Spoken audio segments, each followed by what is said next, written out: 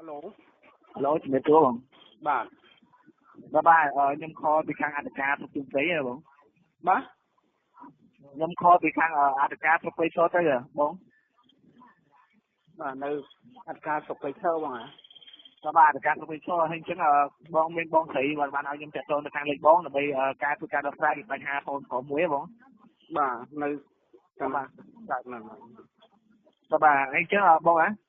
បាទ ពួកគាត់បានប្រាប់ពីបងពីបញ្ហាដែលខ្វះខាតថ្លៃសេវារបស់ជនរងគ្រោះនៅខ្វះ$500បងអាចគាត់បានប្រាប់បងឲ្យដែរ បាទនៅណាឥឡូវ បាទខ្ញុំនៅអធិការស្រុកព្រៃឈរ អញ្ចឹង បាទ នៅម្ដុំណានោះ បងបង បាទ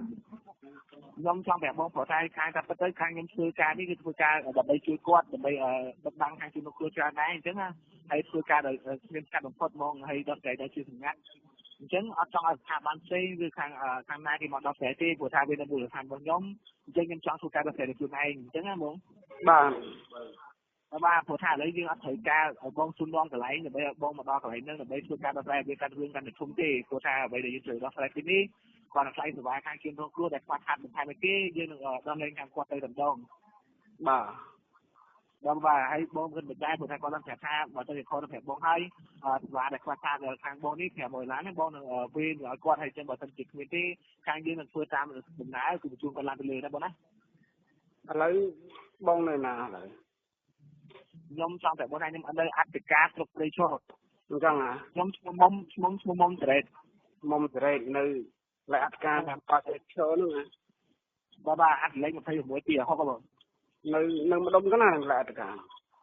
ជួយខ្ញុំទៅហ៎ បងនៅតែសួរនាំបងនៅសួរនាំកន្លែងខ្ញុំថាខ្ញុំនៅអធិការស្រុកព្រៃឈរហ្នឹងហើយខ្ញុំប្រាប់ដល់ឈ្មោះចឹងតែដល់អធិលេខខ្ញុំទៀតបងអត់ស្គាល់ទេ អត់ពួកខ្ញុំអធិការនៅស្រុកព្រៃឈរហ្នឹងហើយ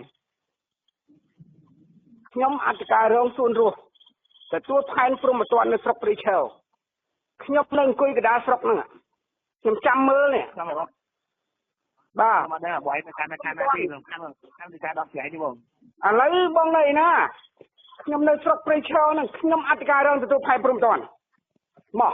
នៅម្ដុំណាមកខ្ញុំចេញមកមើលទីមើលឯណាណា ហ៎ ឡូ ឡូ ខ្ញុំអត់ដឹងថាបងឥ